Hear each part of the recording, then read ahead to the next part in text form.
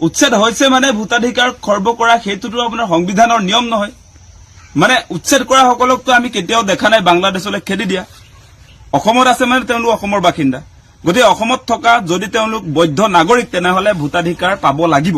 সেইটো স্পষ্ট কথা আৰু আমাৰ ফালৰ পৰা এটা কথা স্পষ্ট কৰি দিছো কোনো ভাৰতীয়ক যিবিলাক বিদেশী নহয় বিদেশী হিচাপে যিবিলাক চিনাক্ত হোৱা নাই সেই স্বদেশী লোকসকলক তেওঁলোকৰ নিজৰ যিবিলাক সমষ্টি আছে তাত ভোট প্ৰদানৰ কাৰণে ব্যৱস্থা কৰি দিব লাগিব কোনো কাৰণতে মুখ্যমন্ত্ৰীয়ে এনেকৈ মানুহৰ মৌলিক অধিকাৰ আটাইতকৈ গুৰুত্বপূৰ্ণ যিটো অধিকাৰ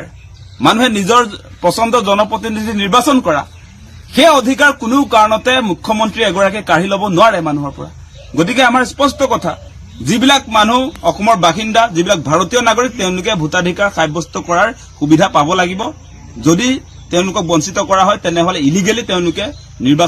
নিৰ্বাচন খেলিব খুজিছে তেনেহলে সেই নিৰ্বাচন অবৈধ হ'ব সেই কথাটো আমি কম যিকোনো খবৰৰ বাবে যোগাযোগ কৰক আমাৰ এই নম্বৰত 9181 307 221